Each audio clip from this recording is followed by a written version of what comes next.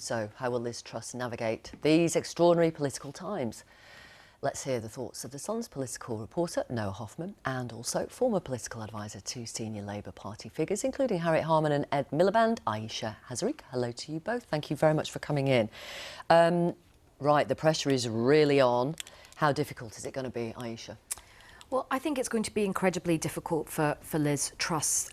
Anybody facing this number of challenges, the cost of living crisis, the war in Ukraine, the fragility of the United Kingdom as a union right now, there is so much inward coming, the state of public services.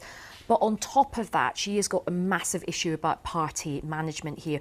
I think we were all quite shocked today. I mean, everybody knew she was going to win, but actually the margin was smaller than people were thinking. So she now has probably had to recalibrate some of her plans, because beforehand she was probably thinking, well, the Sunak people, we can sort of just, forget about them. That's not the case anymore. So she's going to have to juggle, how does she cope with the fact that more than half of eligible Conservative voters didn't vote for her. She did get quite a low share of the vote historically.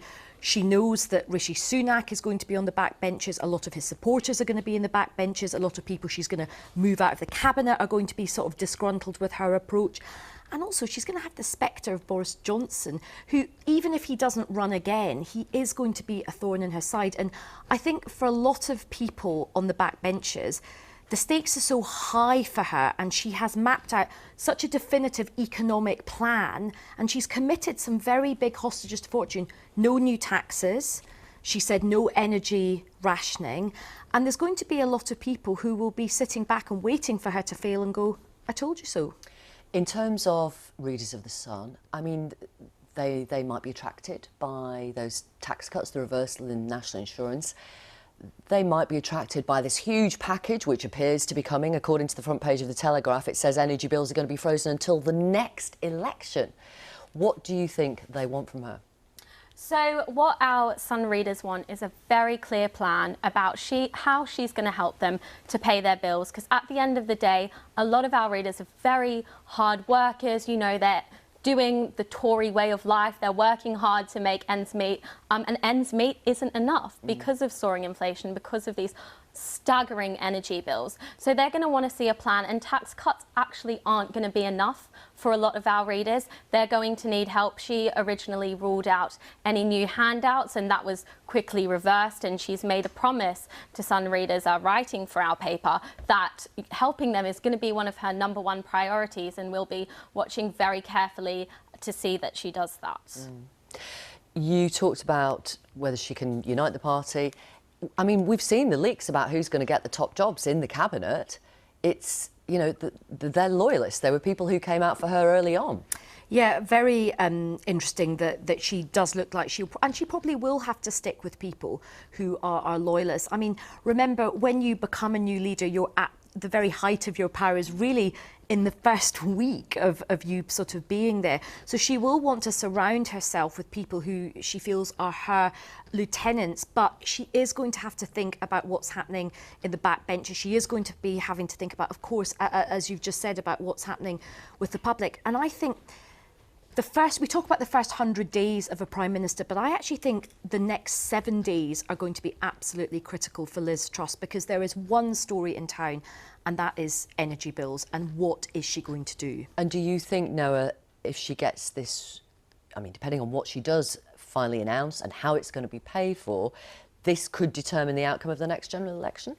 Absolutely. I don't think members of the public will forgive her if they don't help with what is a very unfair situation that they didn't ask to be in. We're not responsible for Putin's horrific war in Ukraine, for the COVID pandemic. But I think Liz Truss is very well aware of that. And I think, as we speak, she's coming up with a plan to help. We've heard about the energy price cap possibly being frozen till the next general election, which she said will be in 2024, around £1,900, which is where it's at the moment. That's a start. But as your panel was discussing earlier, people are struggling now. Oh, it's and horrific. It's horrific. She needs to recognise that, and I think she has. I think her team has, and she needs to act. She needs to act fast. We're expecting Thursday some big announcements. I think one of the other things that's going to be really interesting is that she may find herself, ironically, in the sort of position Rishi Sunak was when he first became Chancellor, where she is by instinct, she wants to be a low-tax Conservative, but also historically a kind of small state Conservative. And I think she's going to have to unveil this bumper package, bigger than furlough, almost bigger than what happened at the pandemic. And she may find this tension where the public might think, OK, you're doing what is necessary and this is the right thing to do. Indeed, she might get pushed to do more. But there may be members within the Conservative Party who think, hang on a minute, we don't like this. This is too much state intervention. So I think there is going to be quite an ideological tension there for her right from the start. Very, very briefly and finally, and I'm going to put this to you, Ayesha, as a former political advisor to various Labour figures. Conservatives have their third female leader and Prime Minister. Labour have never had an elected woman leader. What does that say about the Labour Party?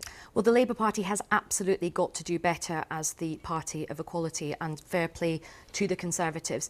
But I think women watching tonight, women around the country, will, yes, applaud Liz Truss on her personal success as becoming this country's third female Prime Minister, but they will judge her on what they do for women and their families, the cost of living crisis, the NHS, childcare and violence against women, and all these other issues that women around the country really care about. Thank you both very much. Thank you for giving up some of your Monday night. Ayesha Hazarika, Noa Hoffman, thank you.